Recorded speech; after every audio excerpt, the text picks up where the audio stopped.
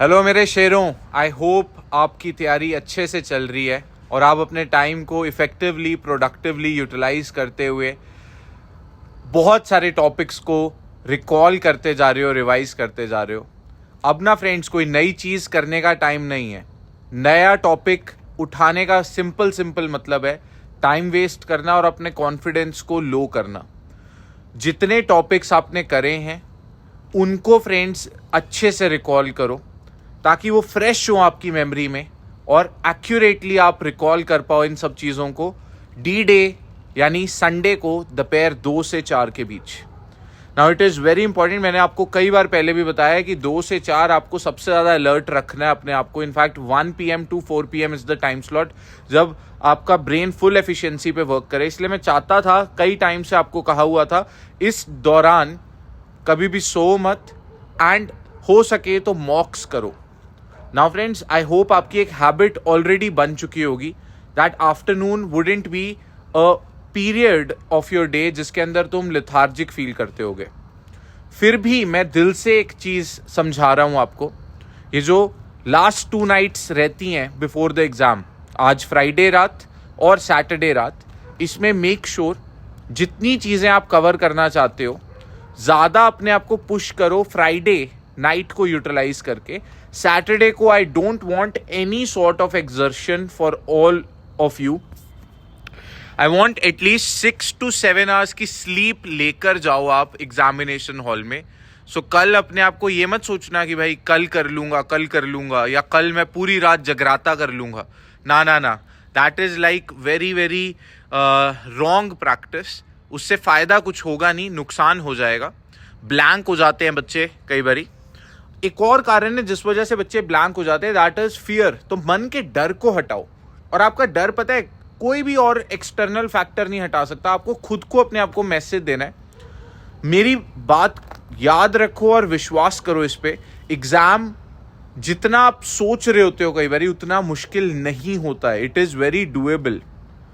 Plus अगर गलती से पेपर मुश्किल आ गया तो और ज़्यादा बढ़िया बात है, क्योंकि अगर आपके लिए मुश्किल है तो आप एक above average serious intelligent candidate हैं।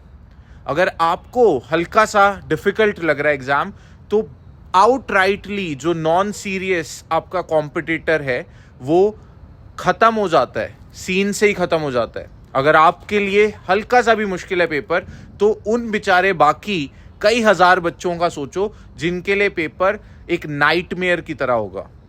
सो अपने मन के फियर को तुम्हें ही काबू करना है। मेक श्योर कि आप अपने माइंड को सही मैसेज दो। Fear of the unknown is the worst thing, कि भाई ये ना हो जाए, वो ना हो जाए। अरे सब कुछ ठीक होएगा। अपने पे विश्वास रखो, अपनी मेहनत पे विश्वास रखो, अपने जो ऑल माइटी हैं भगवान, उन पे विश्वास रखो। You will do perfectly well. मैं इस टाइम पे चाहता हूँ आप ज़्यादा से ज़्यादा टाइम यूटिलाइज करो फॉर सेल्फ स्टडी। मैं बहुत लंबे मैराथन्स ले सकता हूँ आप लोगों के लिए, बट मैं ऑलरेडी वो सब कुछ कर चुका हूँ। मेरा ये मानना है कि इस टाइम पे मैं आपको अगर सेल्फ स्टडी के लिए टाइम अलाउ करूँगा, that would be the more appropriate thing to do. That is why मैं ये मैसेज रिकॉर्ड कर रहा हूँ। एक और बात आपको बताना चाहता हूँ, आप सब मेरे बहुत खास हो, मेरे छोटे ब्रदर्स एंड सिस्टर्स हो।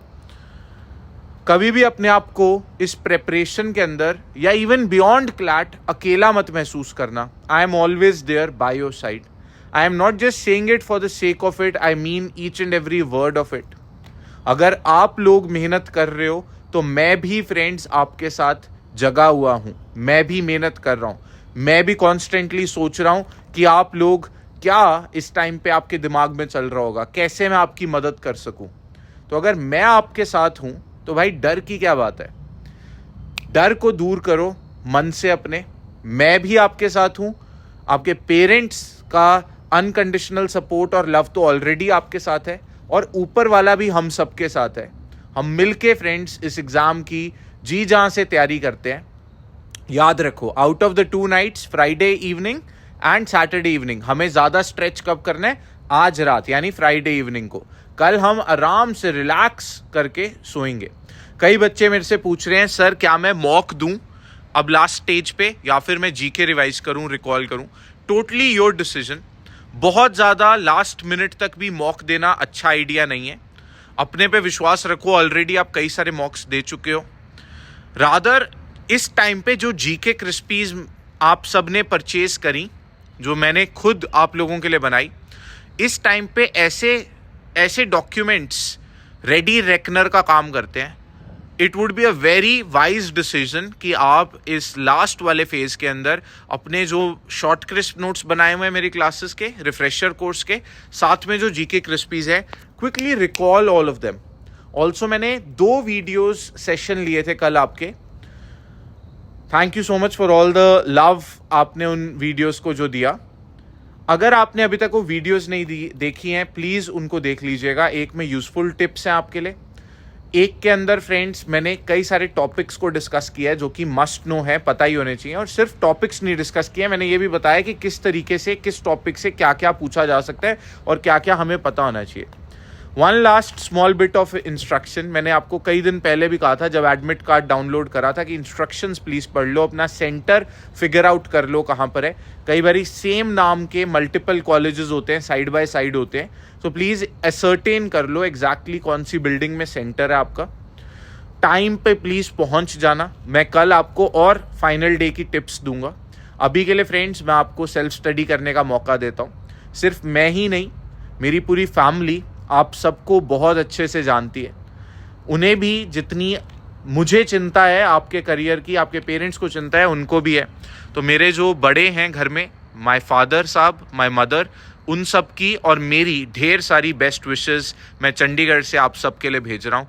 All the very best. आप शेर थे, हो और हमेशा रहोगे।